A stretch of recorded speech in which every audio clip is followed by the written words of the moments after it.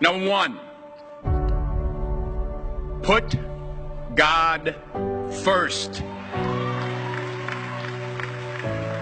Put God first in everything you do. Everything that you think you see in me, everything that I've accomplished, everything that you think I have, and I have a few things, everything that I have is by the grace of God. Understand that. It's a gift. 40 years ago, March 27th, 1975, it was 40 years ago, just this past March, I was flunking out of college.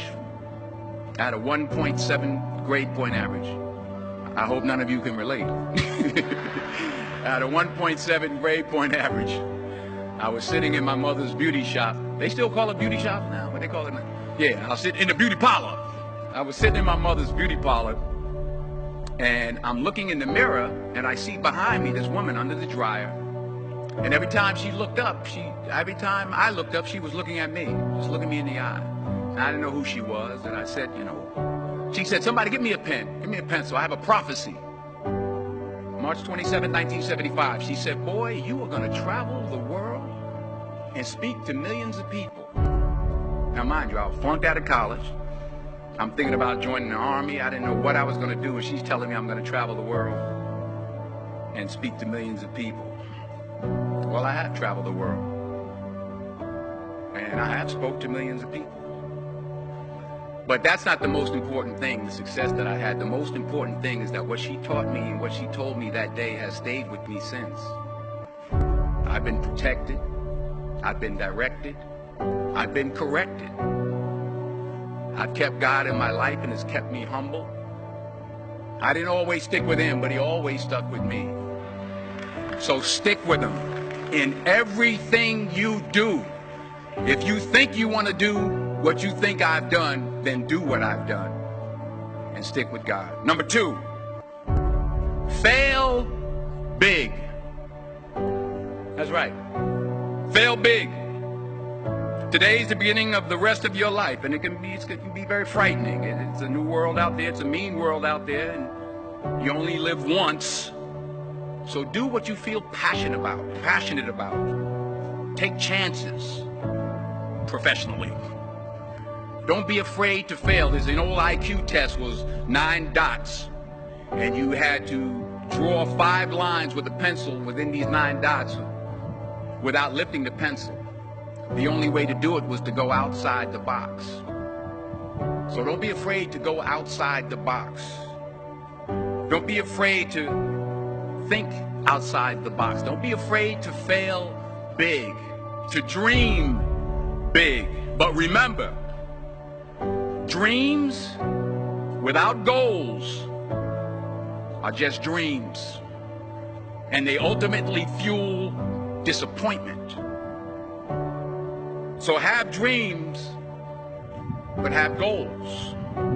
Life goals, yearly goals, monthly goals, daily goals. I try to give myself a goal every day. Sometimes it's just to not curse somebody out. Simple goals, but have goals. And understand that to achieve these goals, you must apply discipline and consistency. In order to achieve your goals, you must apply discipline, which you've already done, and consistency every day, not just on Tuesday and miss a few days. You have to work at it every day. You have to plan every day. You've heard the saying, we don't plan to fail, we fail to plan. Hard work works. Working really hard is what successful people do. And in this text, tweet, twerk world that you've grown up in, remember, just because you're doing a lot more doesn't mean you're getting a lot more done. Remember that. Just because you're doing a lot more doesn't mean you're getting a lot more done. Don't confuse movement with progress. My mother told me, she said, yeah, because you can run in place all the time and never get anywhere. So continue to strive, continue to have goals, continue to progress. Number 3, you'll never see a U-Haul behind a hearse. I'll say it again. You'll never see a U-Haul behind a hearse. I don't care how much money you make, you can't take it with you. And it's not how much you have. It's what you do with what you have. We all have different talents. Some of you will be doctors, some lawyers, some scientists, some educators, some nurses, some teachers. Yeah, okay. Some preachers. The most selfish thing you can do in this world is help someone else. Why is it selfish? Because the gratification, the goodness that comes to you, the good feeling that I get from helping others, nothing's better than that. Not jewelry, not big house I have, not the cars, but it's the joy. That's where the joy is, in helping others. That's where the success is. Finally, I pray that you put your slippers way under the bed tonight, so that when you wake up in the morning, you have to get on your knees to reach them. And while you're down there, say thank you for grace. Thank you for mercy. Thank you for understanding. Thank you for wisdom. Thank you for parents. Thank you for love. Thank you for kindness. Thank you for humility. Thank you for peace. Thank you for prosperity. Say thank you in advance for what's already yours. That's how I live my life. That's why I am. One of the reasons why I am today. Say thank you in advance for what is already yours. True desire in the heart for anything good is God's proof to you sent beforehand to indicate that it's yours already. I'll say it again.